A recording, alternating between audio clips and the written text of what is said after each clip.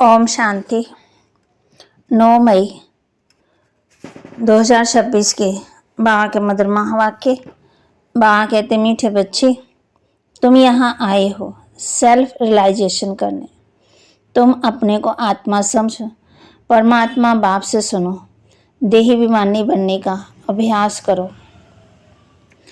तुम यहाँ आए हो सेल्फ रियलाइजेशन करने। तुम अपने को आत्मा समझ, परमात्मा बाप से सुनो, देही अभिमानी रहने का अभ्यास करो।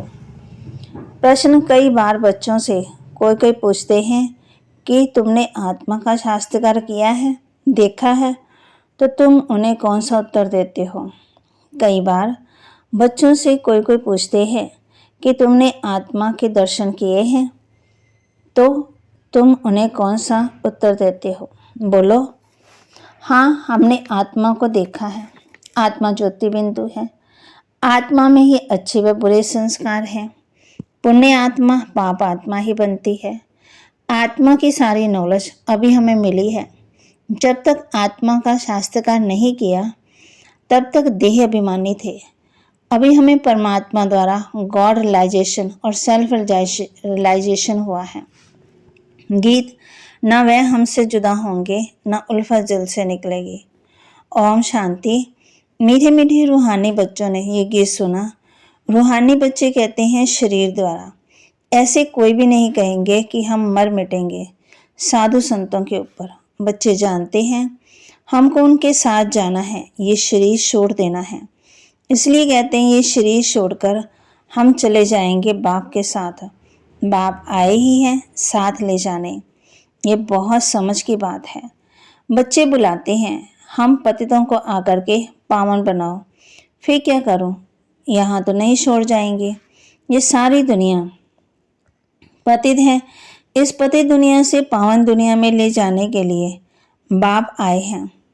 हम आत्माओं को साथ ले जाएंगे। ये सारी दुनिया विशेष है, ये भी तुम जानते हो। तुम किसी को विकारी पतित कहेंगे तो बिगड़ पड़ेंगे।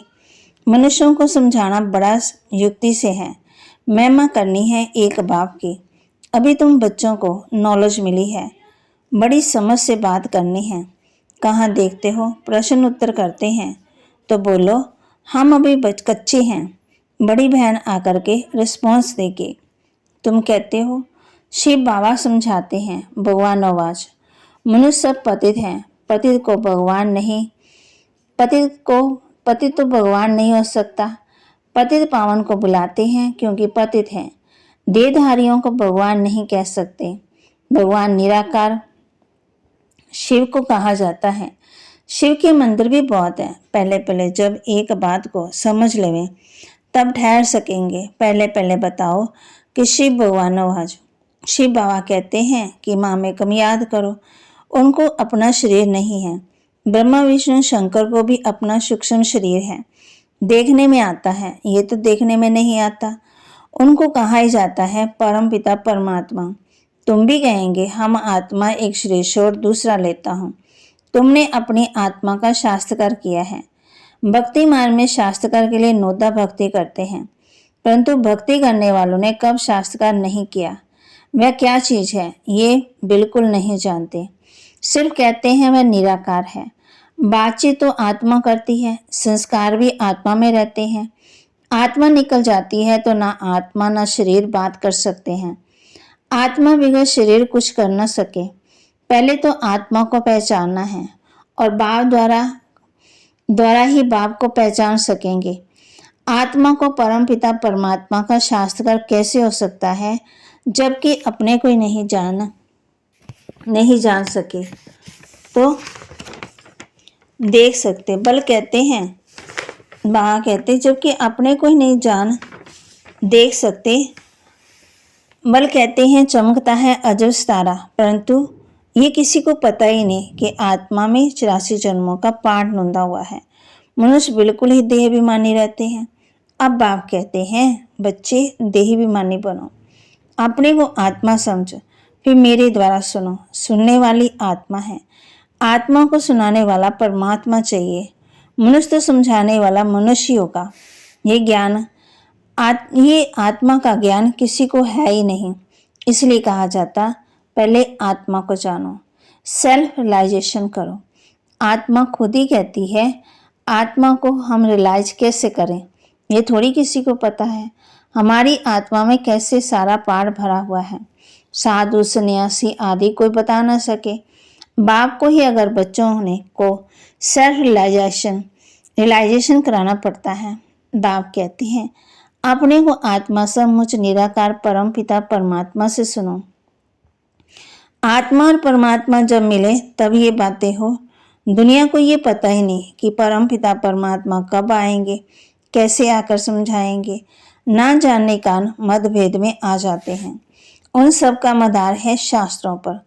बाप कहते हैं उनसे ना तुम मुझे रियलाइज कर सकेंगे, ना अपने को रियलाइज कर सकेंगे। वह तो कह देते आत्मा सो परमात्मा।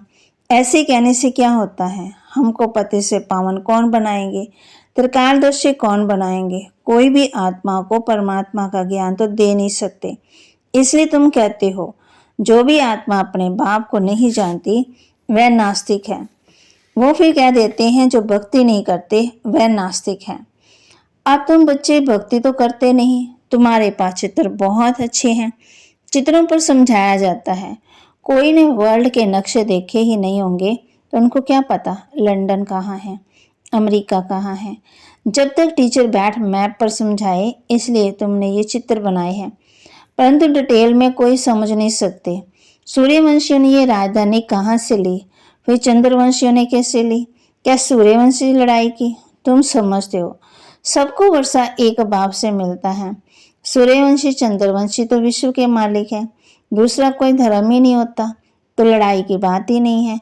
अभी तुम समझते हो हम विश्व के मालिक बनते हैं। ऐसे नहीं कि सूर्यवंशियों से चंद्रवंशियों ने जीता या युद्ध चली, नहीं, अलग अलग घराना होता है। अब तुम्हारी बुद्धि में ये चित्रों की सारी नॉलेज है। स्कूल में भी स्टूडेंट पढ़ते हैं तो बुद्धि में सारी नॉलेज आ जाती है। छोटे बच्चों को किताब में दिखाया जाता है ये हाथी है, ये फलाना है। अब तुम इस ड्रामा को जान गए हो। ये सारा चक्कर बुद्धि में है। ये है सारी नई बातें और इन बातों को ब्राह्मण कुल ही समझेंगे, दूसरे तो बैठ फालतू डिबेट करेंगे। ऐसे भी नहीं कि सबका इकट्ठा समझाया जा सकता है, नहीं, अलग अलग समझाना होता है। पहले बाप को आत्मा को समझे, फिर क्लास में बैठे तो समझेंगे, नहीं तो समझ नहीं सकेंगे, संशय उठाते ही रहेंगे। तुमको समझाना है भगवान एक है, वह ऊंच से ऊंच है, देवताओं के भगवान नहीं कह सकते। आत्मा का भी ज्ञान अब तुमको मिला है। कर्म का फल आत्मा ही भोगती है, संस्कार आत्मा में ही रहते हैं। आत्मा सुनती है इन कर्म इंद्रियों द्वारा। भगवान बाप एक है, वर्षा उनसे मिलता है। बाबा ने समझाया तुम अपने को आत्मा निश्चय करो और बाप से बुद्धि योग लगाओ। जन्म जन्मांतर भक्ति करते आए हो। हनुमान के पुजारी होंगे तो हनुमान को याद करेंगे, श्री कृष्ण के पुजारी होंगे तो श्री कृष्ण को याद करेंगे। अब तुमको समझाया जाता है तुम आत्मा हो, तुम्हारा परम पिता परमात्मा है, उनको याद करने से बाप का वर्षा मिलेगा। जो बाप है स्वर्ग का रचयिता, तो जरूर हम स्वर्ग में होने चाहिए। भारत स्वर्ग था, अभी तो स्वर्ग नहीं है जो राजाई हो। नरक में तो रावण की राजाई है। हमारी राजधानी कैसे चली, फिर नीचे उतरे, कुछ भी नहीं जानते। अभी तुम जानते हो जन्म लेते लेते हमको नीचे उतरना ही है। अब फिर बाप कहते हैं मुझे याद करो तो तुम पावन बनेंगे। धारणा के लिए मुख्य सार, सवेरे सवेरे उठकर विचार सागर मंथन करना है। बाप जो सुनाते हैं उसे नोट कर रिपीट करना है, दूसरों को सुनाना है। सबको पहले पहले बाप का परिचय देना है। सवेरे सवेरे उठकर विचार सागर मंथन करना है। बाप जो सुनाते हैं उसे नोट कर रिपीट करना है, दूसरों को सुनाना है। सबको पहले पहले बाप का ही परिचय देना है। पावन दुनिया में चलने के लिए इस पति दुनिया से बुद्धि योग निकाल देना है। पावन दुनिया में चलने के लिए इस पति दुनिया से बुद्धि योग निकाल देना है। वरदान दे रहे बाबा बच्चों को, नंबर 1 बिजनेसमैन बन। एक एक सेकंड का संकल्प में कमाई जमा करने वाले पदमपति भव। नंबर 1 बिजनेसमैन बन। एक एक सेकंड का संकल्प में कमाई जमा करने वाले पदमपति भव। नंबर 1 बिजनेसमैन वह है जो स्वयं को बिजी रखने का तरीका जानता है। बिजनेसमैन अर्थात जिसका एक संकल्प भी व्यर्थ ना जाए, हर संकल्प में कमाई हो। जैसे वे बिजनेसमैन एक एक पैसे को कार्य में लगा के पदम गुना बना देते हैं, ऐसे आप भी एक एक सेकंड में संकल्प कमाई करके दिखाओ, तब पदमपति बनेंगे। इससे बुद्धि का भटकना बंद हो जाएगा और व्यर्थ संकल्पों की कंप्लेन भी समाप्त हो जाएगी। स्लोगन, जो मांगता है वही खुशी के खजाने से संपन्न नहीं हो सकता है। जो मांगता है भगवान मुझे ये दे दो, वो दे दो, सुख दे दो, शांति दे दो, वो खुशी के खजाने से संपन्न नहीं हो सकता। अव्यक्त इशारे, सदा अचल अडोल एक स्थिति का अनुभव करो। सदा मास्टर सर्वशक्तिवान के सीट पर सेट रहने वाले ही अचल अडोल रहते हैं। बाप दादा कहते हैं बच्चे शरीर भी चला जाए लेकिन आपकी खुशी नहीं जाए। पैसे तो उसके आगे कुछ भी नहीं है। जिसके पास खुशी का खजाना है उसके आगे कोई बड़ी बात नहीं है। और सदा सहयोगी सेवाधारी बच्चों के साथ बाप दादा रहते हैं, इसलिए घबराने की कोई भी बात नहीं है। सदा मास्टर सर्वशक्तिवान की सीट पर रहने वाले अचल अडोल रहते हैं। बाप दादा कहते हैं बच्चे शरीर भी चला जाए लेकिन आपकी खुशी नहीं जाए।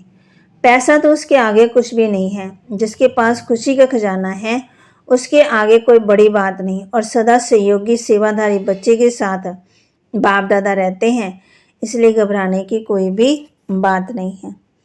तो बाबा के महावाक्य को लाइक करें, शेयर करें, सब्सक्राइब करें और अपने जीवन में जरूर जरूर धारण भी करें। ओम शांति।